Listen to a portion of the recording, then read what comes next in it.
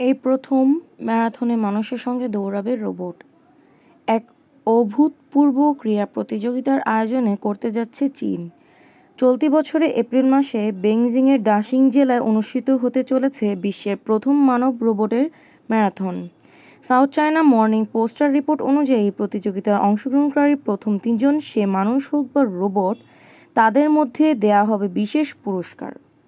এই marathon ২১ kilometre ১২,০০০ মানব দৌড়বিদের সঙ্গে প্রতিযোগিতা করবে একাধিক হিউম্যান-রোবট।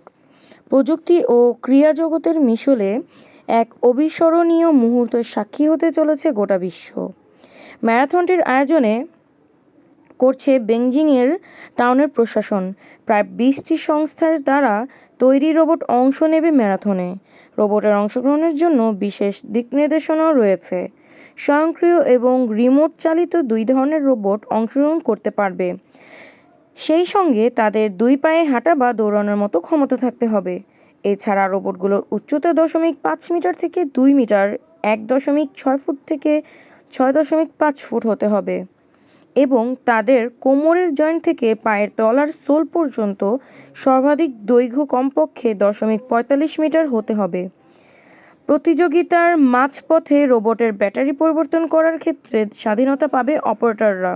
সবচেয়ে প্রত্যাশিত অংশগ্রহণকারীদের মধ্যে একজন হলে তিয়ানগং।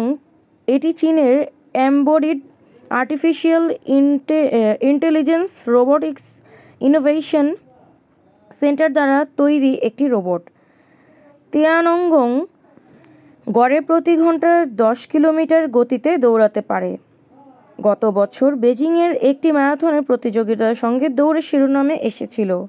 স্পোর্টিং ইভেন্টগুলোতে মানব রোবটগুলির প্রবর্তন চীনের জনসংখ্যাগত চ্যালেঞ্জ মোকাবেলার একটি বৃহত্তর উদ্দেশ্যের অংশ।